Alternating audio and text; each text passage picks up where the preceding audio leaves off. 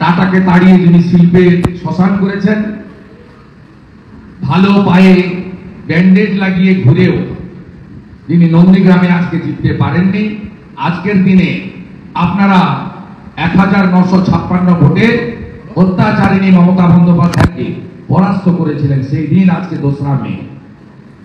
অন্যদিকে আজকের দিনটি বাংলার ইতিহাসে স্বাধীনতার পরে এই গণতান্ত্রিক দেশে, সংবিধানের দেশে আজকে কলঙ্কতম একটি দিন, অভিশপ্ত একটি দিন। আজকের দিনে পশ্চিম বাংলায় গণতন্ত্র প্রতিষ্ঠা করার জন্য, ভারতীয় জনতা পার্টির সরকার তৈরি করার জন্য, ভারতীয় জনতা পার্টিকে বিভিন্ন বিধানসভায় জেতানোর জন্য যারা প্রত্যক্ষভাবে রাজনৈতিক প্রচার কর্মকাণ্ড এবং সংগঠিত করেছিলেন, তাদেরকে আজকে ভয়াল তৃণমূলী জিহাদিদের হাতে পড়তে হয়েছে। আজকের দিনে ভোট পরবর্তী হিংসার সূচনা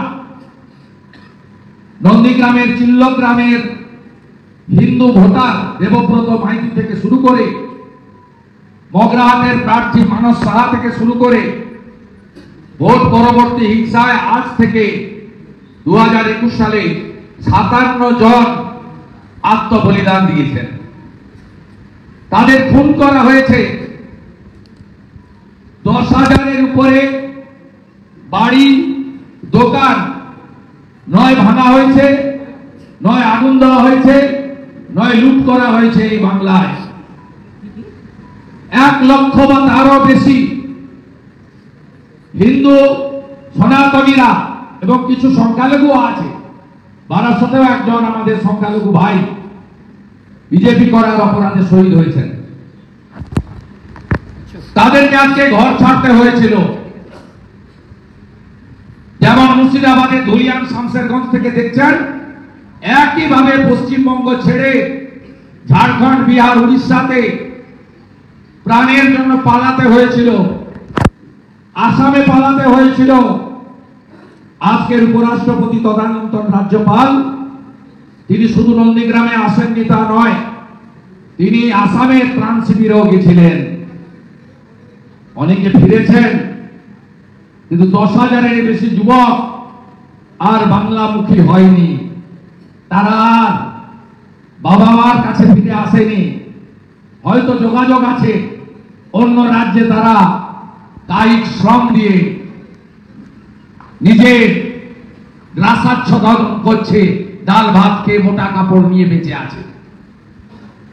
এই অত্যাচার, জালিয়ানওয়ালাবাগের খুনকেও হারিয়ে যায়। এই অত্যাচার ব্রিটিশের অত্যাচারকেও হারিয়ে যায়। তাই আসুন উঠে দাঁড়িয়ে নন্দীগ্রামের শহীদ দেবব্রত মাইতি সহ 57 জন আত্মবলিদানকারী ভারতীয় জনতা পার্টির কার্যকর্তা ভোটারদের আজকে স্মরণ করে আমরা কিছুটা হলেও ঋণ শোধ করার চেষ্টা করি। উঠে দাঁড়ান সবাই।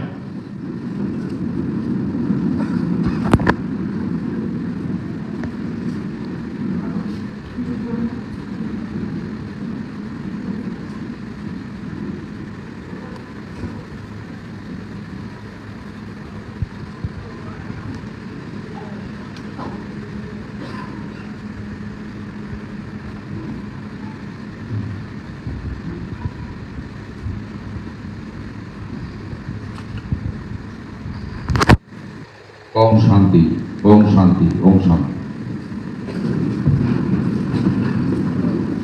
আপনারা সবাই আসন গ্রহণ করুন।